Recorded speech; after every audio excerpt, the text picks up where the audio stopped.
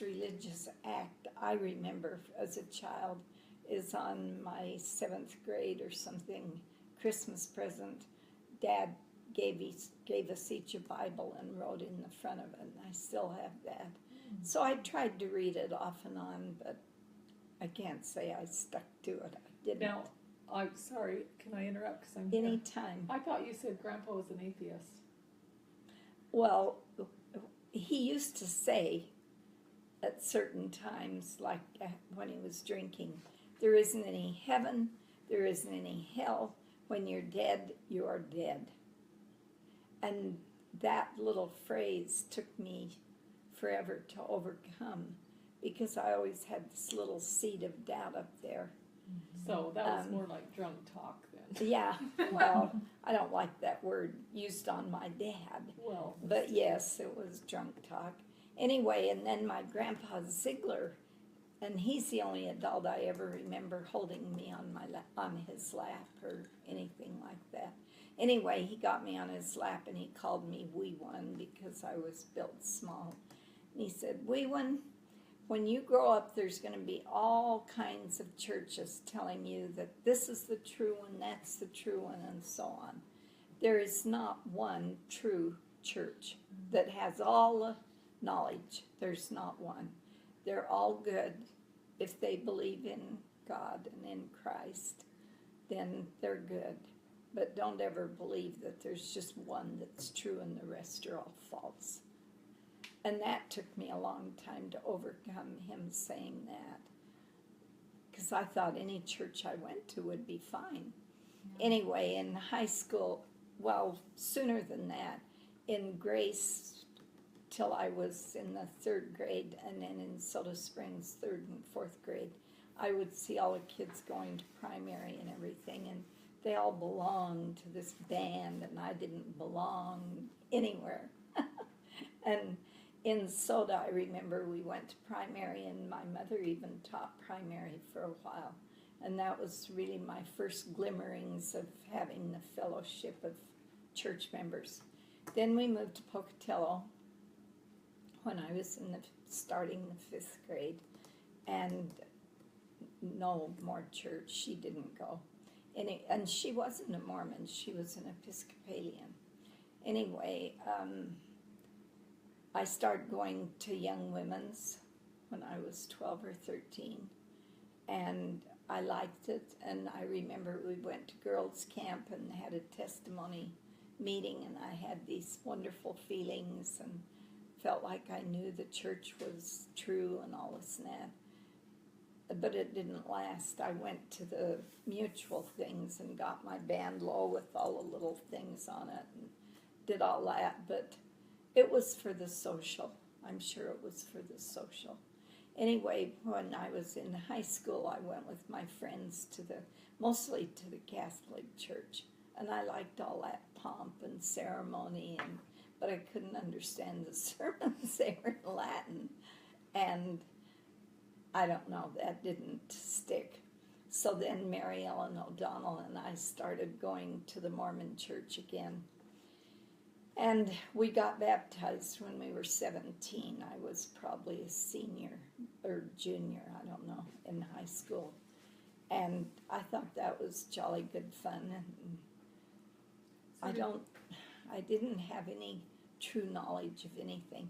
I don't ever remember any of the church members encouraging any of us to read the Book of Mormon.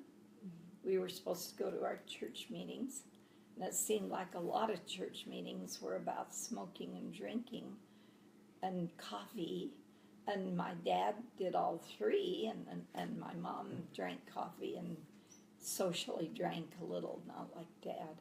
Anyway, I don't know. I don't think it was a deep conversion. I think that I just thought that would be fun to get baptized.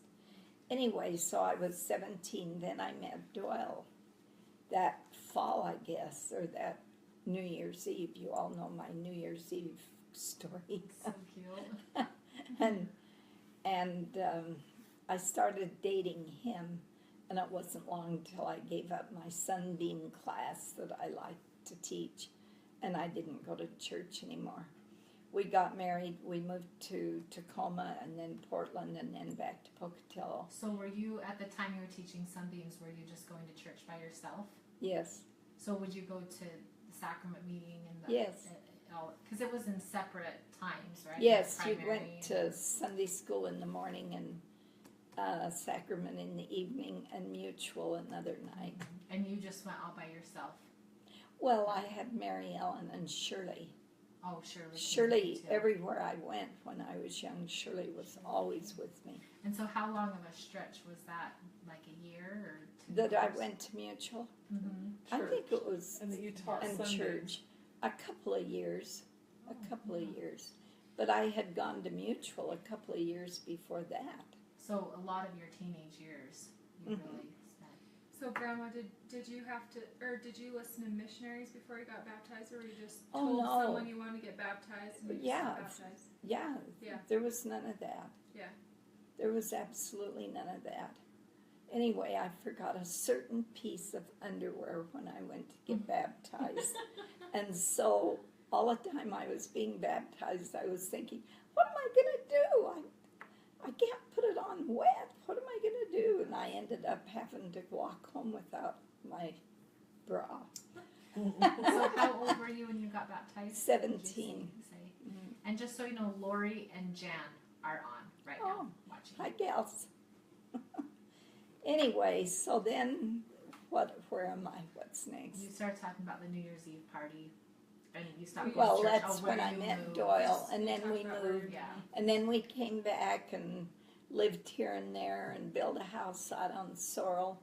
And we had a lot of friends. We went on picnics. We went swimming at Labatt all together, both But- families. Let me ask something here, because I have a super early Memory. memory of going to church as a tiny little girl and sitting on somebody's lap and they were helping me with the hand movements. Really? And I think it was when we lived up on Spalding. So did you ever Oh, go yes. to church there? For a little while we went Okay, because when we we used to were there. go to the Saturday matinee at the Chapel At Street the church. to watch the films. Okay, so we did go to church a little. I remember going to Yes, church. Lamar Palmer was one of Doyle's foremen. He was carpenter, built houses, and Lamar Palmer came and talked to us about church, and we started to Because go. that's where I got blessed as a baby, was Mhm. because I was a year old when I got my blessing. And so Jenny was probably, did you move back here when Jenny was a teeny baby? Okay, that's when she got blessed. I think we got blessed on the same Sunday. Yeah, I think Jenny was about 8 or 9 months when we moved back to Pocatello. So I was 18 months then. So we went to church, and we were going to go to a church dance one night, and Doyle worked with this guy, Lynn Booth, and his wife, Janelle. And so we asked them to go to the church dance with us. And Lynn's dad was a bishop down in Bear Lake area. But Lynn was not living the word of wisdom or anything. None of us were. Anyway, we went to that church dance, and all these women were sitting around the room, and I don't know, it was just so boring that we left and went out to the Green Triangle instead and had a really good time. And that was really kind of the end of our church going at that time. We put Mark in Scouts, and he did all that with them, and we took you to the movie on Saturday, and you went to primary, didn't you? I don't remember that. I just remember. Okay. Anyway, we moved out on Sorrel, and Mark then was 12, so that meant we'd been married, 17 years, because we'd been married 3 years when he was born. Mark was 12. One day he came home from school and said, "How come we don't go to church? Everybody goes to church out here but us. I'll bet we're not even on the church roll." And so Doyle and I talked about it and decided, yes, it was time to settle down and start going to church. And because I felt like he would be happier if he'd just go back. You know, if you're raised with beliefs and then you go away from them, are you ever really happy till you get back to them? And so I thought it would be good for the whole family if we all went to church. So we did. And one of the first times when we were there, Doug was about 2. If Mark was 12, he was older than that. He was 4. And one of the first time, I think the first time we went, they started singing the opening song. And Doug got all excited and stood up on the bench and sang, "Happy birthday to you," as loud as he could. That was the only song he knew. And everybody around us got a huge kick out of that. I bet. Anyway, we were active. We started church on New Year's, January, and we went from total inactivity with friends that weren't LDS or were LDS but inactive. And then we went to church with a total other, Group of friends. whatever you call it. Anyway, they asked us to go to these temple lessons to prepare for the temple. So we were doing everything they asked, so we went to the temple lessons. And we started church in January. We went through the temple in May. And I feel like we didn't know what we were doing, really. Anyway, we went through the temple, and then we never went back. Doyle would never go back. Well, maybe it wasn't Back to the him. temple or back to church? We went back to the temple once, Okay. but we stayed in the church. We kept going. For 2 years. Yeah. Yeah. Anyway, then one day he said, "I just don't want to do this. I'm not happy. I keep thinking about it all the time. It tortures me. I don't want to do it." And so I said, "Okay." And we quit the church. And I think if I look back, you can always say, "What if?" But I regret deeply not saying, "Okay, if you want to quit, go ahead, but I'm going to keep going and take the kids." But I didn't. I felt like he was the priest in the family. He had the priesthood. And so if that's what he wanted, then that's what we should do. And so we went back to our other life. And I hate to admit this, but I think one of the reasons that I said okay and we went back is we had gone to church that long and we had never made any friends to go to picnics. And, the LDS people don't do that. They're all big families and more engrossed in their families. If we had lived in a different state or something where there weren't a lot of Mormons, maybe we would have drawn closer to the LDS people. I don't know. But anyway, we quit going, and no one ever came and asked us why or invited us back or anything. We just quit, and that was the end of it. But the kids didn't quit. Lori and Debbie kept going. Mark quit when we did, and Doug and Jenny were little, so. But I think I'm sure I took them to primary. I don't know. Anyway, so that was, I don't know what year, about 1968 or something. And so then we were inactive for 37 years. And some of the things that happened during that time was Lori, everybody was having children and raising children. I was getting a lot of grandchildren. Lori, one day, I said, "Lori," she had 8. I said, "Lori, how many are you going to have?" She says, "More than 8, less than 20. So I thought, well, it's not the end of her family. Anyway, then a couple of years later, and who was being born then? I don't remember. Josh. 8, 9, 10, 11. So Josh was the last one. Josh was the last one. Anyway, when 1983, September 7th, we had a terrible tragedy. Mark went fishing with a friend in the Swan Falls Dam River, and there were rocks and trees that stuck up under the water because it was man-made. They built the dam and flooded the area.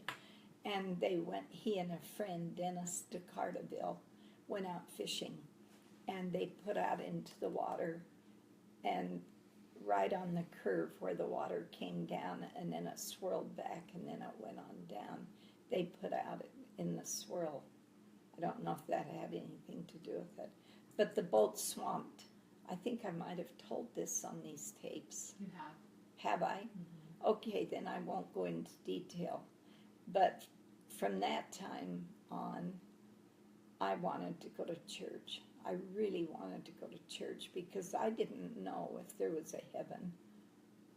I thought there was. I kept hoping there was. I thought I believed it. But I had many, many bad moments of thinking there is anything. When you're dead, you're dead. Anyway,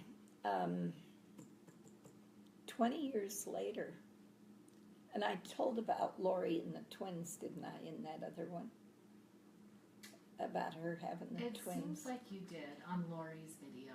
I think I did. Oh, I'm sure I did then on Lori's video. Anyway, 20 years later, 1983 to 2003, I got more and more and more insistent on going back to church. And one day Doyle said, if you don't quit nagging me about that, I'm going to run away. I didn't want him to run away. And so finally in 2003 he said, okay, I'll come back to church. And then I don't think I told about Zach, did I? I don't think so. I think it's I don't- okay if you tell yeah, it again. if If you- it's part of your Okay. I would just testimony, make it, I just say whatever, because some people might not have seen it. I or didn't ever. forgot. I think if it's part of your testimony, just share. Yeah. Okay, so he said we'll go next Sunday, and we were And Grandma, I think with your Even visiting with the teachers, twins. what? with your visiting teachers, how they. Oh yes, I'm glad you mentioned that. For probably half of those 20 years, I had the same visiting teachers, Elsie and Evelyn. And Elsie and Evelyn kept encouraging me to go back to church. And I kept telling them how much I wanted to go, which was true. I really wanted to go back. But Grandpa smoked, and he didn't want to go back. He quit smoking in 1981. Mark drowned in 1983. And then those next years, so he wasn't smoking then. He didn't smoke through those years. Anyway, he finally said, well, let's go back to church. What about the part where Lori showed you that list? Didn't that help you? That helped me a lot. Yeah, I don't know And where that was came from. kind of in the middle of this 20-year span, or closer to when we did go back. So Lori sent me some papers, and it was all about the church and the most frequently asked questions about the church and different things. Hinckley was the president at that time, and one of the papers said, here's what you would have to be if you translated the Book of Mormon. And then there was, I think, 34 points. And one was you would have to only have a fourth grade education. Another one was you could, it just told all the things that you would have to be. An uneducated, young, obscure farm child. We'll have to find that and put it. Yeah, on this. I've got We'll those take a in there. picture and put it. Mhm. Anyway, I stood there in the closet in my office reading this paper, and I thought, this is true. One of the things that convinced me is that the way he wrote it, some of the verses, the way he wrote them, were a sophisticated arrangement that only the scholars, the grammar scholars, would even ever recognize. The chasms, is that what they're called? The what? Chasms, is that? Chasm. Yeah. Anyway, the other thing that convinced me is that he dictated this to people with a little gadget, the Urim and Thummim, and they would stop for lunch or for a day or two, and he would go right back to where he left off and start reading it aloud to the scribe again. He never asked, where are we? He never said, read that last paragraph to me. If you've ever written anything, you know that you write it and then you edit it, and edit and edit to get it right. It was never edited. And all of these people that he talked about, the names of the kings, the people, the wars, it was all just in sequence and with no or very few mistakes. Mm-hmm. A human being, 24 years old, no schooling. How could he do that? He In couldn't. that amount of time, too. In what, 60 days or something it took him to translate it. It just had to be true. So I looked at that and I thought, it's true. It cannot be not true. It is true. And if that's the case, I better get busy. Because that's what you were struggling with the Joseph Smith A for a lot. little while, yeah. That's A lot. That was hard to imagine. Anyway, so I got kind of frantic. I started reading the Book of Mormon. Then I thought, no, it all started with the Old Testament. I better read that. Started reading that. Oh my gosh, I'm too bogged down. I better go to the New Testament when Jesus was born. Finally, one night when I prayed about it, I knew that I could just read the Book of Mormon and then go back to the others. And so I did that. And that's when my whining went up to a keening wail. Let's go to church. And he finally said, okay. Excuse me. He finally said, okay, we'll go to church this Sunday. Well, in the meantime, I've told you quite a bit about Mark. But Mark married a wonderful girl, Stacy Brotherson. And she was a Baptist. And so they got married, and she took them to church, the kids to church. And after Mark died, they continued to go to church. And every time we went to Nampa to see her, we would go to church with her. And I don't know if it was because we were there or what, but every time we went, the pastor would take 5 or 10 minutes telling his congregation, do not associate with the Mormons. Don't go to that new store down on Main Street. It's run by Mormons. Don't let your kids play with the Mormons. I mean, they were so anti-Mormon that it was ridiculous. Anyway, that Saturday before the day we were going to go to church, there was a knock on the door, and it was Zach, Mark's youngest son, the one she was 4 months along with when he died. And Zach was at the door with his friend, and they came in, and Zach said, I came to tell you that I will be baptized next Saturday, and I'll go to church. We'll go to church with you tomorrow. I guess he didn't know we weren't going. And Doyle and I looked at each other like, this is a coincidence. And so I didn't realize the importance of things. I just didn't know enough about the church. I didn't know that we should have got in the car and gone to Nampa to see Zach baptized. I don't think it even occurred to us to go. Debbie and Larry went. I'm glad somebody did in the family. Anyway, he got baptized, and a year later he went on a mission, and 2 years later he came home and married the state president's daughter. And now they have 4 little kids, and they go to church every Sunday. And I thought that was so remarkable that Zach would leave the Baptist church and go to the Mormon church and do all that. I thought when she was 4 months along with Zach when Mark drowned, that Mark went up there and talked to Zach and said, don't make the mistake I made. Go to church. I don't know. I like to think that anyway. Anyway, so we went back to church and went back into full activity. And my testimony kind of went up and down. I felt like I believed in it, and I got to the point that I really loved the Lord. And we did what we were asked to do, and Doyle, I was so glad he went. And in all those years that we were inactive, he never once said that I ever heard that the Mormon church wasn't true. I think he always had a strong testimony at the church. And I think when we started going back, I think he felt like he had come home. So he started in 2003, and then he started having spells, what he called spells, where he would just kind of blank out and just kind of look like he wasn't anywhere, and then he'd come back into himself.